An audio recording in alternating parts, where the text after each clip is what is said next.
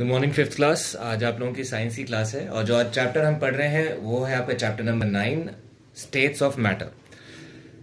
तो मैटर क्या होता है? मैटर मतलब इस दुनिया में जितनी भी चीज़ें हैं, लिविंग हो या नॉन लिविंग थिंग हो, वो किसी न किसी चीज़ से बना है, किसी न किसी टाइप के एटम से बना है। फॉर एग्जाम्पल, या तो वो चीज़ सॉलिड होगी, या वो चीज़ पानी होगी, या चीज़ वो गैस में होगी, हवा में, या गैस स्टेट में होगी, लेकिन किसी न किसी मैटर के किसी फॉर्म में होगी, है ना। ऐसी कोई चीज़ आप गैस कर सकते हो कि जो आपके न सॉलिड हो, न वाटर हो और ना ही गैस हो? ऐसी कोई चीज़ नहीं है इस दुनिया में जो इन तीनों में से कोई एक ना हो। ठीक है, तो आगे बढ़ते हैं। इसी टॉपिक के ऊपर हमारा ये पूरा चैप्टर है। तो लेट्स सी क्या है। In our universe all things living and non living are made up of matter. Matter is a substance which has weight and occupies the space. So soil, water, air, stone, iron, glass and wood are all matter. तो हमारी जो universe है, अभी हम सिर्फ दुनिया की बात नहीं कर रहे, पूरा सोलर सिस्टम के बाद जो स्टार्स हैं, जो मून्स हैं, जो एस्टेरॉइड्स हैं, या जो भी हमारी पूरे यूनिवर्स में चीज़ें हैं, वो सब किसी ना किसी मैटर से बनी है। ठीक है, और मैटर क्या होता है? मैटर वो कोई भी चीज़ होती है जिसका अपना वेट हो और वो जगह घेरती हो, जिसका अपना वेट हो और वो अपनी एक जगह घेरती हो। फॉर एग्जाम्पल, जैसे ये आपका एक पेंसिल है, तो पेंसिल चाहे हल्की क्यों ना हो, चाहे हवा से हल्की क्यों ना हो, लेकिन इसका अपना एक वेट होगा, चाहे 0.1 ग्राम हो या 1 ग्राम हो, इसका एक अपना वेट है। ठीक है, प्लस ये जगह घेरती है। आप एक डब्बे में मान लो 10 पेंसिल आती है, तो आप 11वीं पेंसिल घुसा नहीं सकते जब तक वो डब्बा फटेगा नहीं, है ना। तो इनका अपना एक स्पेस होता है। ठीक, समझ में आता है। उसी तरह एक बॉटल में आप उतना ही पानी भर सकते हो, पानी का भी अपना वेट होता है ना, वजन होता है पानी में। अगर 5 लीटर की बॉटल आपको उठाने के लिए दी जाए, आपको पता चल जाएगा कि वो भारी है। क्यों भारी है? क्योंकि उसका अपना वेट है। तो पानी भी भारी होता है, और एक बॉटल में आप उतना ही पानी डाल सकते हो जितना उस बॉटल में जगह है। तो पानी भी स्पेस घेरता है ना। ऐसा नहीं कि आप बॉटल में भरे जा रहे हो, पानी चल जाता ही जा रहा है, ऐसा नहीं हो सकता, क्योंकि पानी को भी अपना स्पेस चाहिए होता है। उसी तरह यही दो प्रॉपर्टी आप हवा के साथ भी डाल सकते हो। तो हवा का भी अपना वेट होता है। ठीक है, तो हवा जो है आपका लाइटेस्ट माना जाता है सारे मैटर्स में, जितने भी हमारा सॉलिड हो गया या लिक्विड हो गया और गैस होता है। तो जो गैस होती है वो इन सब में सबसे हल्की होती है।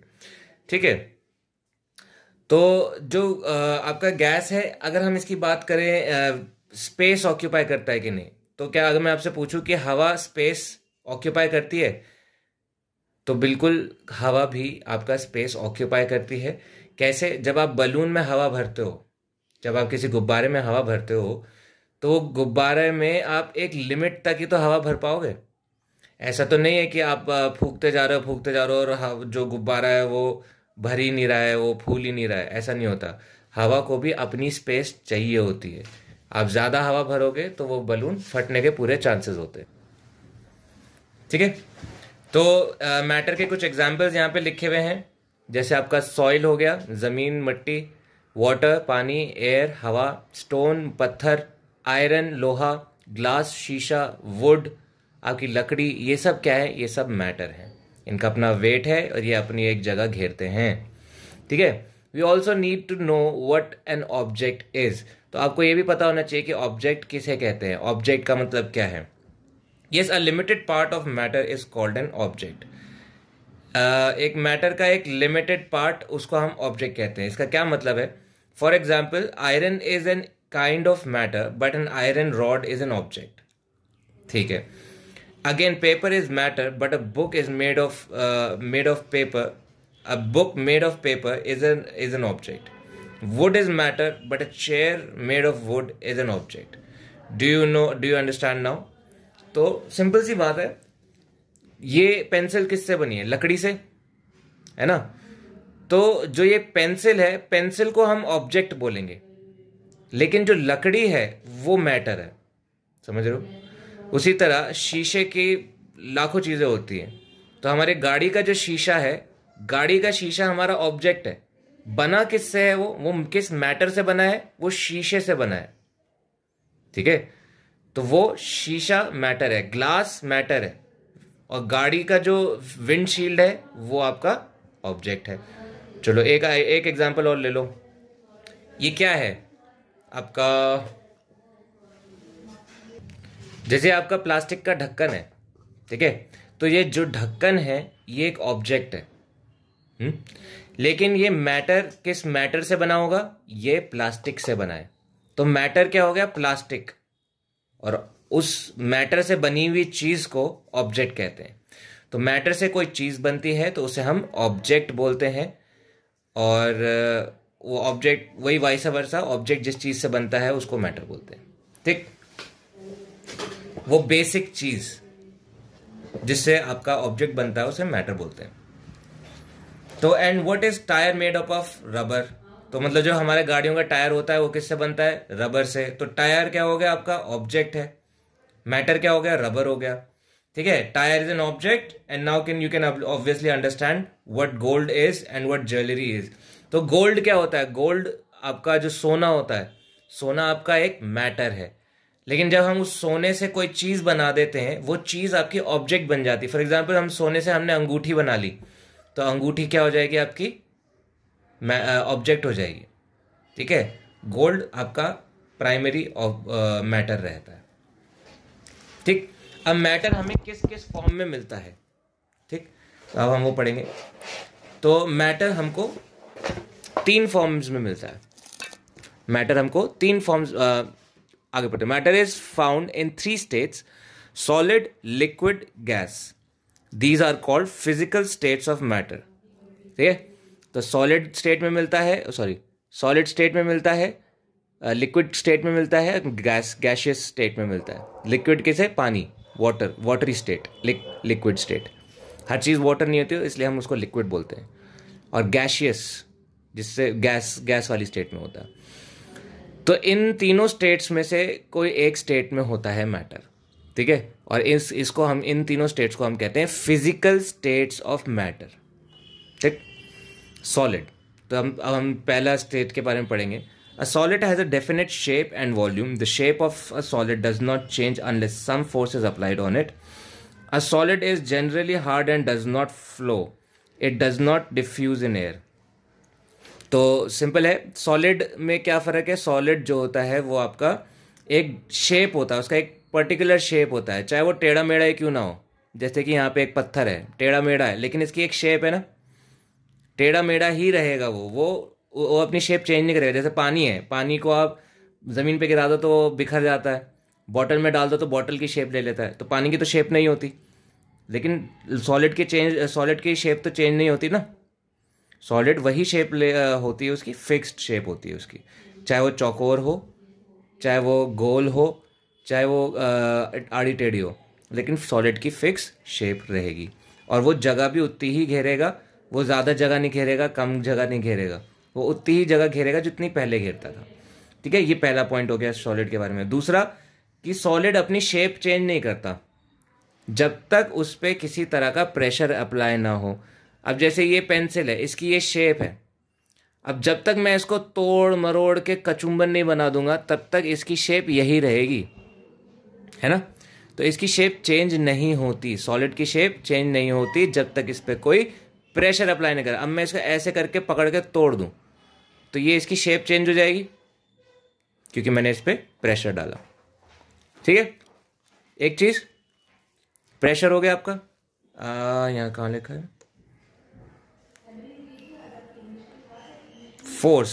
जब तक कोई फोर्स अप्लाई नहीं हो, प्रेशर हो, फोर्स हो, किसी तरह का फोर्स अप्लाई नहीं होगा तब तक इसका शेप चेंज नहीं होगा। दूसरा ये है कि ये फ्लो नहीं करता, बहता नहीं है, ठीक है। जैसे पानी बह जाता है, उसको गिरा दो तो बह जाता है, ये लुढ़क जाएगा, ये ऐसे लुढ़क जाएगा, लेकिन बहता नहीं है। मतलब ऐसा नहीं कि ये मेल्ट हो गया, पिघल के आपका नीचे ज़मीन पे बिखरने लगेगा, नहीं, ठीक है। तो ये फ्लो नहीं करता। It does not diffuse in air, ना ही ये हवा बन जाएगा। वैसे ये जो इन्होंने लास्ट लाइन लिखी है कि हवा में नहीं जाता, ये हर सॉलिड के लिए अप्लाई नहीं होती। कुछ सॉलिड ऐसे भी होते हैं जो सॉलिड से सीधा हवा बन जाते हैं, उसके बारे में हम बाद में मैं आपको बताऊंगा। बट ये है कि अब पेंसिल है, पेंसिल ये हवा नहीं हो जाएगी, ये हवा नहीं बनेगी क्योंकि ये सॉलिड है। ठीक है, मोस्टली सॉलिड्स हवा नहीं बनते, एक आधा होते हैं जो बन जाते हैं, उसके बारे में हम बाद में पढ़ेंगे। एग्जाम्पल रॉक्स पत्थर, ब्रिक्स ईंटें, वुड लकड़ी, आइस, आइस क्या आपकी बर्फ। ठीक है, नेक्स्ट लिक्विड स्टेट।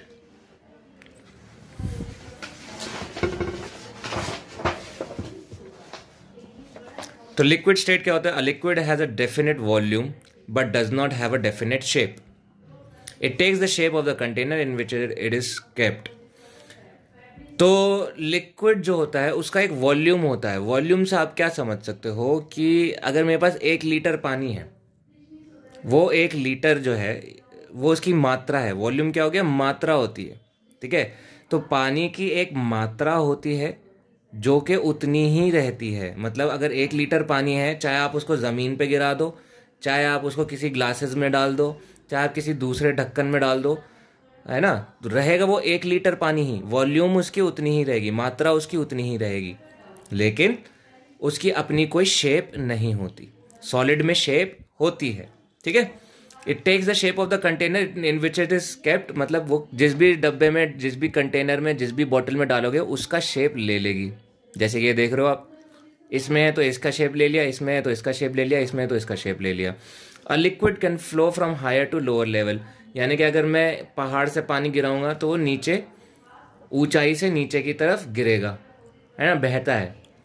पानी क्या है? बहेगा, फ्लो करेगा। फ्लो मतलब बहना। तो पानी फ्लो करता है ऊंचे से नीचे की तरफ। और a liquid can flow from higher, ये हो गया। It is not hard and does not diffuse in air.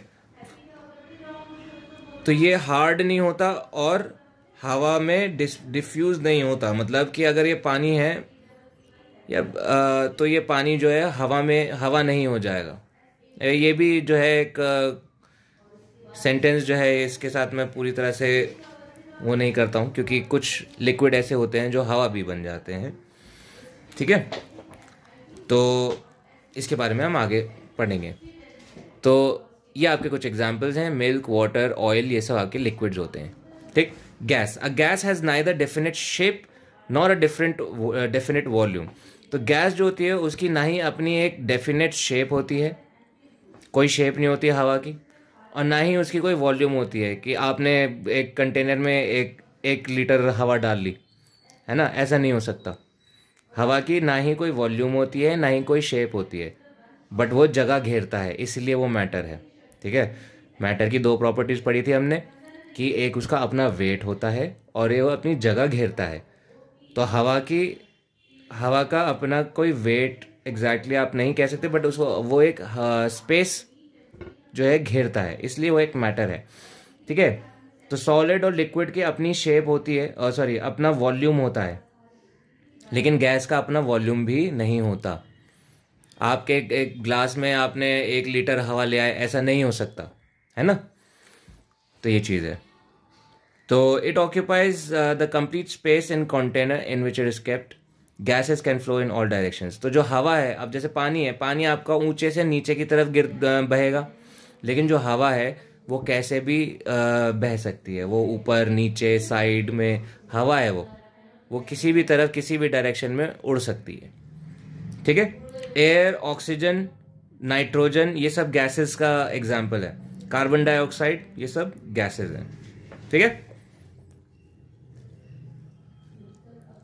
तो यहाँ पे इसके थोड़ा सा प्रॉपर्टीज लिखे हैं और एग्जाम्पल्स लिखे हैं सॉलिड, लिक्विड, गैस के, तो हम एक बार देख लेते हैं। Particles are tightly packed. Particles can not move away from each other. Solids generally have fixed shape. तो ये तो हमने पढ़ा था, सॉलिड की अपनी एक शेप होती है, पानी की अपनी शेप नहीं होती है, उसको जिस कंटेनर में डालोगे उसमें चला जाएगा। और गैसेस की अपनी शेप भी, ना शेप होती है ना वॉल्यूम होता है। ठीक है, इनकी शेप होती है, इनकी शेप नहीं होती, इनकी भी शेप नहीं होती गैसेस की। इनका वॉल्यूम होता है, इनका वॉल्यूम भी होता है, इनका वॉल्यूम भी नहीं होता है। ठीक है, अब पार्टिकल्स टाइट पैक्डली, इसका क्या मतलब है? तो हमने शायद पिछली क्लासेस में आपका पढ़ा होगा मॉलिक्यूल्स के बारे में। मॉलिक्यूल्स समझते हो आप? छोटे छोटे पार्टिकल्स होते हैं जो आपस में जुड़े हुए होते हैं, मॉलिक्यूल्स। तो सॉलिड में जो मॉलिक्यूल्स होते हैं, अगर ये एक डब्बा है तो इनके जो मॉलिक्यूल्स होंगे, इनके जो पार्टिकल्स होंगे सॉलिड के, वो आपस में एकदम टाइटली पैक होंगे, वो हिल भी नहीं पाएंगे, मतलब वो अपनी जगह से इधर से उधर नहीं हो सकते, टाइटली पैक्ड है वो। ठीक। तो लिक्विड में क्या है, लिक्विड में जो मॉलिक्यूल्स होते हैं, पानी के जो मॉलिक्यूल्स होंगे या उसके पार्टिकल्स होंगे, छोटे छोटे पार्टिकल्स पानी के, जब आप माइक्रोस्कोप से देखोगे वो थोड़े थोड़े दूर होंगे, तो ये लूजली पैक्ड होते हैं, इसीलिए पानी जो है बहता रहता है, मेल्टेड फॉर्म में होता है। और गैस के जो पार्टिकल्स होते हैं वो बहुत दूर दूर होते हैं, गैस के पार्टिकल्स बहुत दूर दूर होते हैं। ठीक है, इसलिए हवा जो है बहुत हल्की होती है और अपनी किसी भी दिशा में उड़ती रहती है। तो आप थोड़ा सा समझ पा रहे होंगे मॉलिक्यूल्स, यहाँ पे पार्टिकल से मॉलिक्यूल्स का मतलब है कि पार्टिकल्स जो होते हैं वो मॉलिक्यूल्स होते हैं। अब लकड़ी है तो लकड़ी के छोटे, आप इसको माइक्रोस्कोप के अंदर देखोगे तो आपको छोटे छोटे छोटे छोटे छोटे छोटे लकड़ी के मॉलिक्यूल्स दिखाई देंगे, है ना। लेकिन वो सारे लकड़ी के मॉलिक्यूल्स एक साथ जुड़े हुए होंगे, मतलब एक साथ टाइटली गोल गोल पैक्ड होंगे। ठीक है, जिसकी वजह से इसको एक शेप मिल जाता है, क्योंकि वो टाइटली पैक है एक साथ। ठीक। पानी टाइटली पैक नहीं होता है, इसलिए वो बहता रहता है। हवा बिल्कुल टाइटली पैक नहीं होता, बिल्कुल भी, मतलब एक दूसरे से बहुत दूर दूर होते हैं, इसलिए वो हवा जो है उड़ती ही रहती है, बहती ही रहती है। लेकिन पानी क्योंकि उसके थोड़े आसपास होते हैं, इसलिए पानी जो है थोड़ा बहुत जुड़ के रहता है, बहाओगे तो नीचे की तरफ बहेगा। ठीक है, ज़मीन ऊपर ऊंचाई से नीचे की तरफ पानी बहता है, लेकिन जो हवा होती है वो बिल्कुल दूर दूर होती है, इसलिए वो किसी भी डायरेक्शन में उसके मॉलिक्यूल्स उड़ते रहते हैं।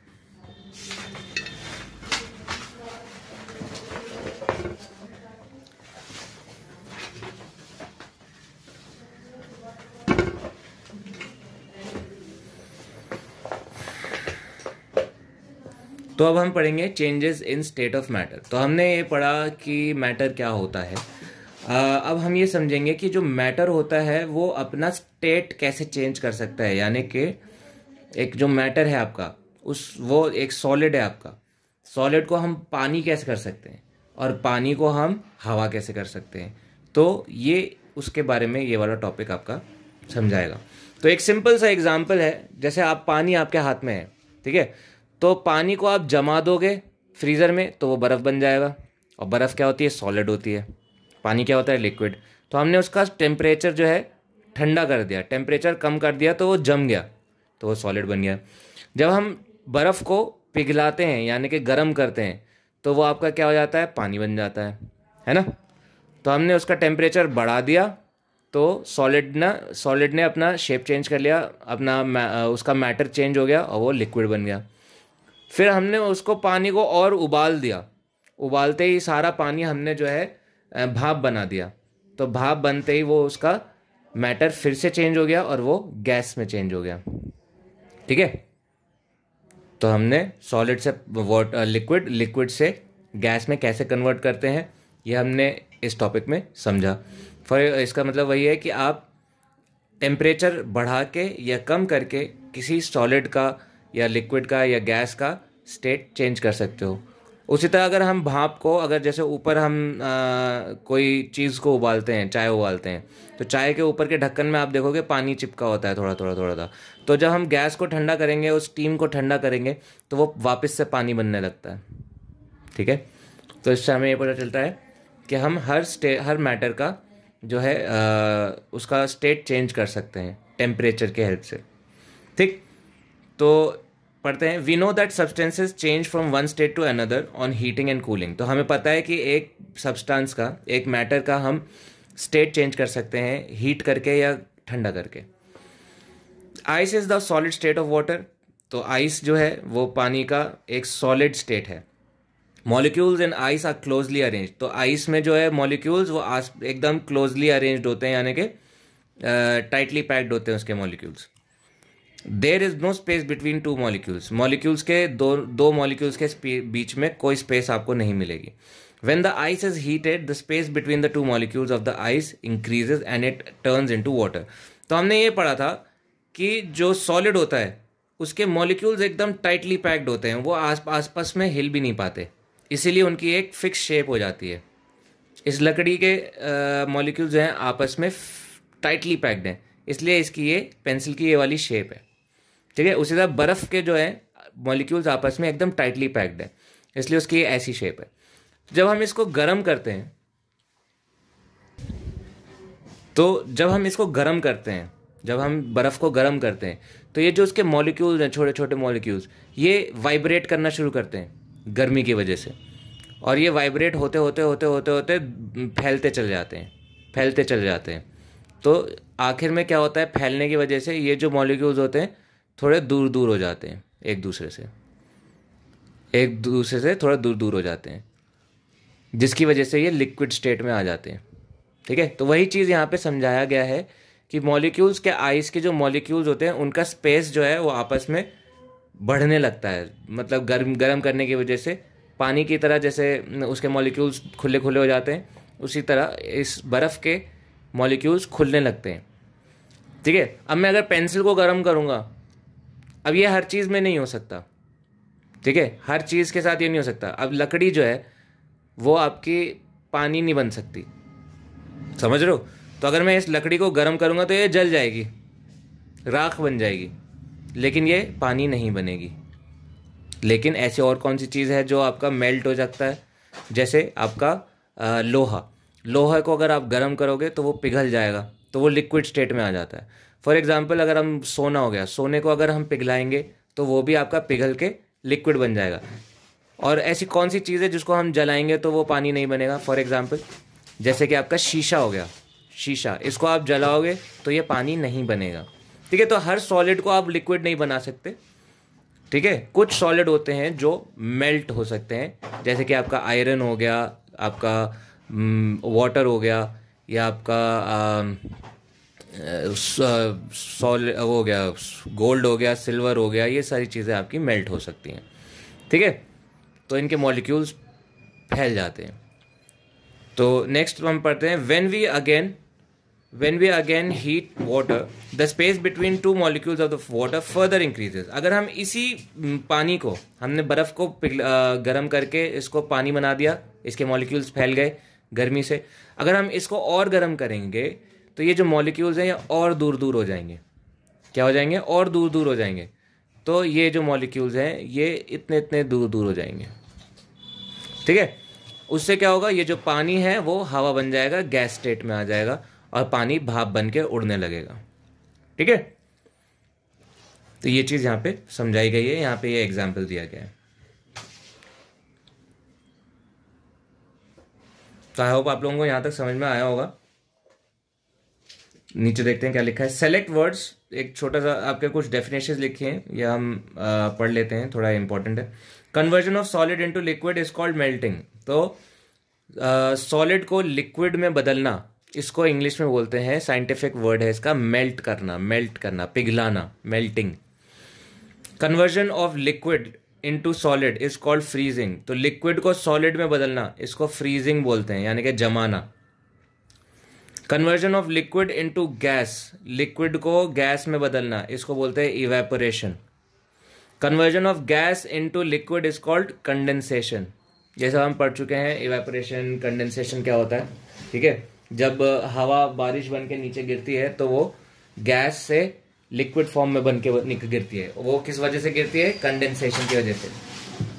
क्योंकि जब नीचे से पानी इवेपोरेट होता है तो वो गर्म होता है, तो वो ऊपर चला जाता है गैस बन के। जब वो ऊपर जाता है तो टेम्परेचर ठंडा हो जाता है, कंडेंसेशन हो जाती है, और वो वापस से गैस जो है पानी बन जाती है, और पानी बन के बारिश की तरह बरस जाती है हमारे ऊपर। ठीक है, तो select the words from this and write them into correct places. तो ये कुछ क्वेश्चन बना के दिया हुआ है इन्होंने, इसका हमें आंसर लिखना है। Boiling, condensation, evaporation, freezing, melting. Also right plus heat if heat is taken in and minus heat if heat is given out during the changes. तो सॉलिड मक्खन, बटर को हमें पानी बनाना है, पिघलाना है, तो हमें हीट प्लस करनी पड़ेगी या माइनस? तो हम करेंगे प्लस हीट, ठीक है। और इस प्रोसेस को क्या करेंगे, सॉलिड से लिक्विड बन रहा है तो हम इसको बोलेंगे मेल्टिंग। हमने यहाँ पे पढ़ा, इसको मेल्टिंग बोलेंगे, मेल्ट हो रहा है ना। वाटर चेंजेस इनटू स्टीम, तो पानी को स्ट्रीम में बदलना है, यानी कि भाप में बदलना है, तो हमें इसमें गर्मी देनी पड़ेगी, तो प्लस हीट लिखेंगे। और इस प्रोसेस को क्या बोलते हैं, इवेपोरेशन। ये लिखा आपका इवेपोरेशन, स्पेलिंग आप यहां से चेक कर सकते हो। Water kept outside in a saucer on a very hot day disappears, तो एक आपने देखा होगा, जैसे आपने ज़मीन पे पानी गिरा रखा हो, तो धूप हो रही है बहुत, तो वो पानी जो है उड़ जाता है ना, पानी गायब होने लगता है। क्यों? क्योंकि वो इवेपोरेट होने लगता है। उसी तरह सॉसर एक डिश को कहते हैं, एक पतीले को कहते हैं। अब पतीले में आप थोड़ा सा पानी छोड़ दो तो वो पूरे दिन में धूप में आपका गायब हो जाएगा। क्यों? क्योंकि वो इवेपोरेट हो गया। तो किस लिए? क्योंकि उसको गर्मी मिली, हीट हुई उसमें प्लस, ठीक है, और वो क्या हो गया, इवेपोरेट हो गया, ठीक है। A cold plate is held near a spout of boiling kettle. The steam turns into water. तो जो गैस है, जो भाप है, उसको हमने पानी कर दिया ठंडा करके, तो वो क्या हुआ, गैस पानी में बदल गया। ठंडा करा तो हमने हीट माइनस करी, उसमें से हमने हीट कम करी, तो हम यहाँ पे लिखेंगे माइनस हीट। और वो प्रोसेस को क्या कहते हैं हम, कंडेंसेशन। जब हम भाप को, कंडेंसेशन, जब हम भाप को पानी में बदलते हैं उसको हम कंडेंसेशन बोलते हैं। Water turns into ice, water को हमने बर्फ बना दिया। तो आप क्या गर्म करके बना सकते हो वाटर को? नहीं, आपको ठंडा करना पड़ेगा, तो हम उसमें से हीट माइनस कर देंगे, और इस प्रोसेस को बोलते हैं फ्रीजिंग, ठीक है। तो अब हम पढ़ेंगे टेम्पररी एंड परमानेंट चेंजेस। तो मैटर में टेम्पररी यानी कि कुछ टाइम के लिए कौन कौन सी चेंजेस होती हैं जो थोड़े टाइम रहती हैं, और कुछ ऐसी चेंजेस होती है जो हमेशा के लिए हो जाती हैं, आप उसको वापस से नहीं कर सकते। जैसे हम पानी को बर्फ़ बना सकते हैं, बर्फ़ को पानी, तो ये टेम्पररी है ना। टाइम आप अपने हिसाब से, टाइम के हिसाब से ये चेंज हो सकता है। बट परमानेंट होता है अगर आपने एक बार किसी मैटर को किसी और चीज़ में बदल दिया, ठीक है, तो वो वापस आप उसको नहीं बदल सकते। ऐसी भी कोई चेंजेस होते हैं, तो वो केमिकल चेंजेस होते हैं ज़्यादातर, तो हम उसके बारे में पढ़ेंगे अभी, ठीक है। तो लेट्स से, तो यहाँ पे लिखा है things around us constantly undergo change, some changes are temporary while some are permanent and result in formation of a new substance, ठीक है। तो कुछ चेंजेस हमारे आसपास कोई ना कोई तरह का चेंज होता रहता है, ठीक है। और कुछ चेंज जो होते हैं वो टेम्पररी होते हैं, यानी कि कुछ टाइम के लिए होते हैं, फिर वापस वैसे ही हो सकते हैं। और कुछ चीज़ें ऐसे परमानेंट होती हैं, कुछ चेंजेस ऐसे परमानेंट होती हैं जो दोबारा चेंज नहीं हो सकते, और वो मैटर जो होता है वो पूरी तरह से बदल जाता है किसी और नए सब्सटेंस में, ठीक है। तो physical change is usually temporary change. तो जब फिजिकल चेंज होता है वो आपका एक टेम्पररी चेंज होता है, but in which the change is occurred only in the form of substance. The change is often reversible. You can get back the substance in its original form. तो जो physical change होते हैं कि यानी कि solid से liquid state में आ गया या लिक्विड से आपका गैस बन गया, वो आपका टेम्पररी यानी कि फिजिकल चेंजेस होते हैं, ठीक है। तो फिजिकल चेंजेस के कुछ एग्जांपल हैं, जैसे वाटर को बर्फ़ में बदल दिया कूल करके, बर्फ़ को पानी बना दिया गर्म करके, वाटर को वाटर वेपर बना दिया। अब आप ये चीज़, इसमें एक छोटा सा सिंपल सा एक डिफ्रेंसिएशन है कि फिजिकल चेंजेस को आप रिवर्स कर सकते हो, यानी कि आपने बर्फ़ ठंडा करके बर्फ़ बना दिया तो बर्फ़ को गर्म करके पानी भी बना सकते हो, तो ये रिवर्स हो सकती हैं ये सारी चीज़ें, ठीक है। जैसे कोकोनट ऑयल है, यानी कि आपका जो नारियल तेल होता है वो सर्दियों में जम जाता है और गर्मियों में वापस लिक्विड बन जाता है। तो यही चीज़ जो है रिवर्सिबल होती है, फिजिकल चेंजेस को कहते हैं, इन्हीं चीज़ों को फिजिकल चेंजेस कहते हैं। केमिकल चेंज, अब जो हम केमिकल चेंज पढ़ने वाले हैं वो केमिकल चेंज होते हैं आपके परमानेंट हो जाते हैं, यानी कि अगर एक बार वो चेंज आ गया उसमें, तो आप उसको वापस से पुराने फॉर्म में नहीं ला सकते। फॉर एग्जाम्पल यहाँ पे आप लकड़ियाँ जलते हुए देख रहे हो, तो ये लकड़ी क्या है, मैटर है, इसको मैं जला दूंगा तो ये राख बन जाएगी। तो क्या आप राख से इसको वापस से लकड़ी बना सकते हो? नहीं बना सकते, क्योंकि इसका केमिकल चेंज हो गया है ना, ये इसका मैटर ही चेंज हो गया है।